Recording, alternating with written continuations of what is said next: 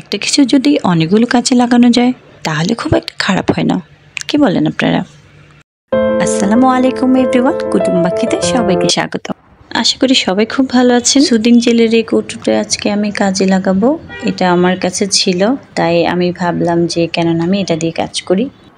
এটার উপরে কাজগুলো আমি করব হচ্ছে কাচের টুকরো করে, যেহেতু আমি ভেবেছিলাম এটা পান্ডার উপরে হাতের উপরে দেওয়ার জন্য একটা ছোট গাছ লাগাবো, তাই এটা যে একটা ছোট্ট একটা টব বানাবো। তো তাই আমি এই কৌটোটাই ভালো মনে হয়েছে আমার কাছে।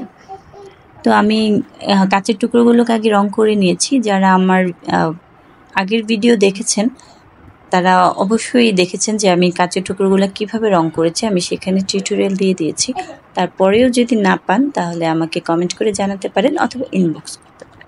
গ্লু দিয়ে কাঁচগুলোকে ভালো মতো কৌটোটার সাথে আটকে নিতে হবে। তারপর এটাকে শুকাতে আমি একদিন রেখেছিলাম, যে একদিন রেখে দিলে এটা ভালো মতো শুকিয়ে গেলে তারপর হচ্ছে বাকি কাজগুলো করা পসিবল হবে। তো আমার এটা করা কমপ্লিট হয়ে গেলে আমি এটাকে রেখে দিচ্ছি। তারপর হচ্ছে যে আমি যেখানে যে পেস্টটা ইউজ করব এটার উপরে, সেটা আমি হচ্ছে ওয়াল পুটি দিয়ে করেছি। ওয়াল পুটি গ্লু মিক্স করে আমি এখানে একটা পেস্ট করে নিয়েছি। সেই পেস্টটা আমি এটার উপরে দিয়ে সুন্দর করে মাখো মাখো করে লাগিয়ে নিচ্ছি। এটা লাগানোর হয়ে গেলে আমার বেশিক্ষণ লাগবে না। এটাও আমি একদিন রেখে দিয়েছিলাম, যে যখন আমি রাতে কাজটা করেছি সকালে আমি রেখে দিয়েছিলাম একটু শুকানোর জন্য। কাজ শেষ হয়ে গেলে একটা ভেজা কাপড় দিয়ে আমি এটাকে মুছে নিয়েছি। মুছে নিলে খুব সুন্দর হয়ে যায়।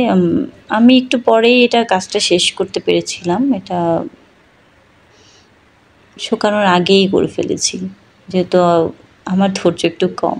কোনো কিছু বানালে সেটা ফাইনাল লুক কেমন হবে সেটা দেখার জন্য আমি খুব আগ্রহে থাকি। তো এটা দেখেন, যখন আমি এটা কমপ্লিট করলাম তখন আমার এটা মনে হয়েছিল যে আমি এটা লাইট বানাই। তো যেই ভাবনা সেই কাজ, লাইট লাগিয়ে দেখলাম ওয়াও। তারপর হচ্ছে গাছ লাগিয়েও দেখলাম, গাছ লাগিয়েও খারাপ লাগছে না।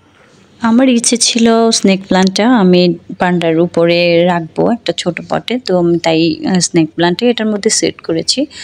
তো দেখতে খারাপ লাগছে না, মাশাআল্লাহ খুব ভালো লাগছে আমার কাছে। তো যাই হোক, কার কোনটা ভালো লেগেছে আমাকে কমেন্ট করে জানাতে পারেন। আর হচ্ছে আমার ভিডিওটা যদি আপনাদের কাছে ভালো লাগে অবশ্যই লাইক কমেন্ট শেয়ার করে আমার পাশে থাকবেন।